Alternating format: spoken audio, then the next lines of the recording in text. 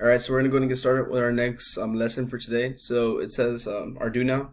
So really quickly, we have some review questions. So if you guys want, you guys can pause the video, work on your review questions. I would say to do them just to practice them. Some of y'all can do them in your head, some of you can write them down. But you're going to have a study guide this Thursday over these things, so if you can start practicing, you can always these terms. You'll be on the right track for your test on Friday. So once again, pause the video, do them, and then we'll go over them as a class, or as in the video. So number one, 13th Amendment. Always remember that freed the slaves after the Civil War, 1865. After you're free, you need to become a citizen, which is the 14th Amendment. The 14th Amendment give all African Americans citizenship. And the 15th Amendment, remember the 5, a Roman numeral for the 5 is a V. So the 15th Amendment is voting rights. Remember, only African American males and men were the only ones that had the right to vote, which is the 15th Amendment. Women did not have rights to vote back then. And then the next one, Freedmen's Bureau. Just remember, it's a organization from the Northerners that were sent to the South to give free education, free clothing, free food to African Americans, because they did not have that after the Civil War is over. So once again, they need free education because they weren't educated. Black codes, there were laws targeting African Americans in the South to limit their 13th, 14th, and 15th Amendment. Jim Crow laws, they are also laws targeting African Americans, but they're segregation laws. That means that they have to separate African Americans from whites in the southern part of the United States. Explain why sharecropping was not a good system in the South. So remember, sharecropping, it just puts a cycle of debt for former slaves. And slaves are, it's like if they're still slaves, but they're free and they're always going to be in debt towards their former owner or slave owner. So if you guys looked from the lesson yesterday, it went in detail with that. So once again, sharecropping was not a good system because it kept putting African Americans into debt. All right, moving on. And Mr. Hiram Rhodes reveals he is the first African American senator in American history. He represented Mississippi. All right, key points for today. So we have the Homestead Act of 1862, the Morrill Act of 1862, and the Transcontinental Railroads of 1863. So these three things are going to be in your exit ticket, so make sure you're understanding what these three laws are, so you guys can be on the right page for your exit ticket after this video. First vocabulary word, Transcontinental Railroads. Railway tracks that extended from coast to coast, east coast to west coast. We already know on the east side of America, the immigrants that are making it are going to be the European immigrants, such as the Irish. On the west coast, which is going to be the California coast, those are going to be the Asians, which are the Chinese, are going to be on the west coast. They're going to meet in the middle, and they're going to build the first transcontinental railway, which allows us to transport goods and people at a faster rate. If I'm not mistaken, it took about 6 to 7 days from New York City to San Francisco, which is something no one had ever thought was possible with transportation back then. That's like flying a car back then to the people during this time. And last but not least, Act. Act is just a law or policy. So we have the Morrill Act, the Homestead Act. These are two laws that are going to be passed in America. So once again, we're going to go more in details about these two laws. Alright, so as you can see, the Homestead Act, so these are a couple of things you need to know about it. So I have a photo here, as you can see. This is going to be a family that are going to go from East Coast to the West. This Homestead Act was a law that promoted Americans to go to the West and settle in the West. As it says here, it says anyone that lived and went to the West, they will get 160 acres if they improve the land, which means that if you cultivate it, you take care of it, you're not just saying you own it, you're not doing anything with it, but like if you're cutting the grass or you have cattle, you can keep it after 5 years. So 160 acres is a lot of acres. I want to say that's like probably all of Los Fresnos is probably 160 acres. I'm just throwing it out there. Maybe it's less than that. But anyways, just trying to tell you it's a lot of land. So this is something to promote people to go to the West. And it encourages them to obviously get money. So people are going for economic gain. and also for expansion in the West. So back then, many people did not want to go to the West, as you already know from my class. Many Native Americans are very aggressive during this time frame. In the middle, the Great Plains, you have the Comanches, the Apaches. These are some of the most gruesome and fearless Native Americans. People were scared of them. So America said we need people to start settling in the West to populate it. And if we have to give free land to these people, we'll go ahead and do that. And it worked out wonderfully because by 1900, more than millions of people started going to the West. Many of the people that are going to go are going to be African Americans, immigrants that are very poor. So they're going to go to the West to try to gain lots of free land. So I can see, so this photo is kind of like a primary source of what it looked like to go during this 1800s and 1900s. I have another photo coming up. So typical. So people also invented barbed wire at this time. So when they have their cattle, the cattle won't leave their farm. So once again, the little barbed wire is just so you can poke the animal and spook it so it won't leave. Obviously, an animal is strong enough to go through that fence, but once they feel the little, I guess, sting of the spike, it kind of they just stay there. So that's why barbed wire was invented during this time frame. So there's different types of barbed wire, as you can see here. So in 1874, the first barbed wire was made, and in 1875 they improved it, and then finally 1882 there's different types of methods to make it. So once again, that's what's happening during this Homestead. So when you think about the Homestead Act, just remember it encouraged economic growth and expansion to the West. It encouraged people to go to the West. If you take care of the land for 5 years, you can keep all 160 acres. You can sell it. You can farm. You can have cattle, whatever the heck you want to have. But it's pretty cool. It's a pretty good advertisement for people that don't have money or don't have any land back then. So it encouraged them to go to the West. So these are some practice questions. As you can see here, this is actually what I just told you right now can come out in the STAR. So this was tested in the STAR a couple of years ago.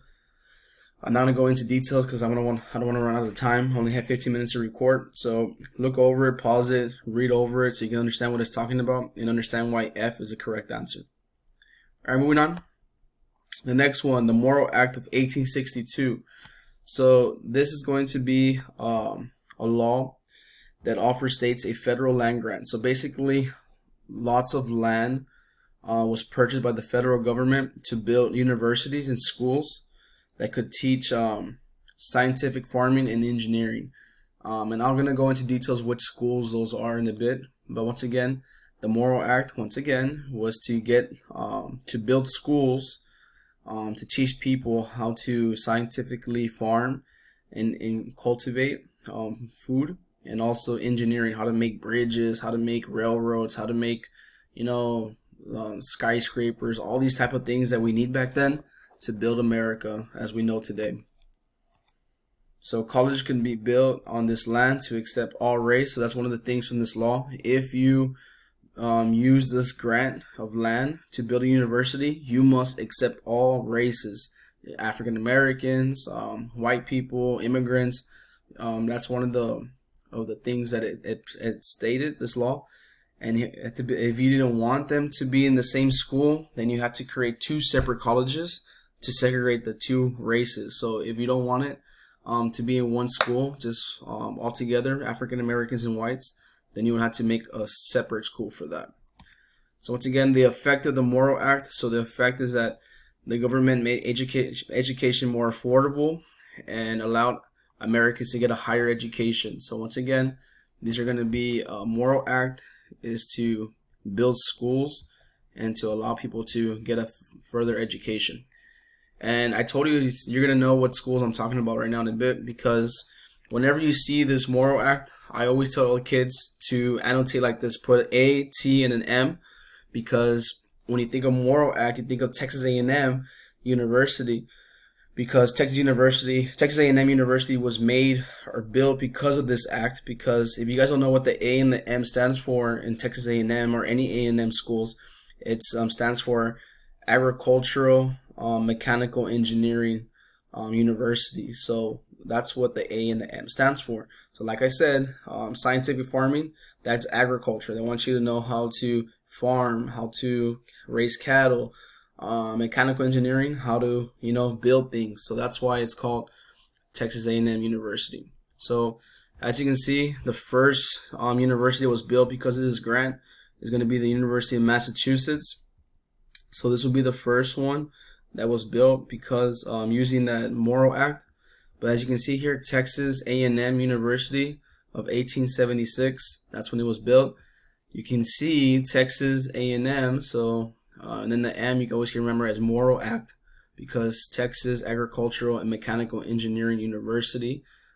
So once again, this is a really good way to remember it. Whenever you see the Morrill Act, remember it was a grant that allowed the government to make colleges to help people become more educated in America. All right, so I'm not sure how another way to tell you or easier way, but to me that's the easiest possible way to remember the Morrill Act. And our last thing for today is going to be the Transcontinental Railroads of 1863. So allows goods and people to move quickly, more efficiently from East Coast to West Coast, or from West Coast to East Coast. Great Plain Indians are killed to make room for the tracks and towns. So this is the one thing, when they're building the Transcontinental Railroads, many Native Americans are trying to attack the workers because they don't want them to build on their land. Also, Native Americans are aggressive because while in the process of making the Transcontinental Railroads, many workers are killing herds of buffaloes. And as you know about the Great Plain Indians, they live and die off of the buffalo. Like everything they have, teepees, their tools, their clothes when it's wintertime comes from the buffalo. So many of these people don't like Native Americans, so they're gonna kill native buffaloes on purpose. Also, sometimes the herds are on top of the tracks, and the trains run over them. They kill them. That's why the trains in the front have a big grill to ram the buffaloes. Probably make ground beef. No, I'm kidding, guys. But yeah, it's pretty crazy during this time. And like I said, that's a negative effect of the Transcontinental Railroads. In building this Transcontinental Railroad, lots of buffaloes will be killed and slaughtered for this reason. And I'm going to go more in details in a bit why. Whites began to slaughter the herds of buffalo on the Great Plains, destroying the Indian way of life. Many white people were encouraging Americans back then to kill buffaloes for no reason, just leave them there to rot, because they wanted the buffaloes to go extinct. Because if they go extinct, that means that the Native Americans will go extinct as well, because they live and die off of it. There's no other way for them to live than off the buffalo. So they encouraged many people to just kill buffaloes, and then they would pay you for every tail that you gave someone, like from the owners of the Transcontinental Railroads. They would give you money for it. And if you cut the tail, that means you killed the buffalo. So many people would just kill the buffalo, leave it there to rot, and then just cut the tail off. And then the more tails you have, the more money you can get. And I'm going to show you a photo right now how many buffaloes were slaughtered and killed to kill the Indian way of life, and also to try to kill all the buffaloes of America so they can go extinct. No, there's still lots of buffaloes today, but they're very few. Like, it's not a lot. I'll tell you more in detail. So I showed you this photo a couple of months ago. This is when they built the Transcontinental Railroads. Once again, you don't really see Chinese in this photo because white Americans want to get full credit for building this, when we know the immigrants are the ones that built it, the Chinese and also the Irish. Moving on. If you can see this photo right here, these are all the buffalo, the skulls of the buffaloes. Millions and millions and millions of skulls that were slaughtered because of this. Once again, why is it a negative effect? Why did they want to do this? The white people back then, they wanted to make the Native Americans go extinct, and also they want the buffaloes to go extinct as well, so they can no longer be in America no more. So once again, even though they slaughtered so many buffaloes, there's still a good amount of buffaloes in America. But I mean, it's crazy how many they slaughtered. So those are all the skulls of the buffaloes, and also these are all the hides of the buffalo. So they would use the buffalo skin to sell for coats and fur coats. So some people that were not so brutal, they would actually carve out the skin and then take the skin as well to make money. So like I said, this is the negative effect of it. And the positive effect of it will be that you can transport people and goods more efficiently. Negative effect, buffaloes almost died, and Native Americans were obviously affected by that. All right, thank you guys.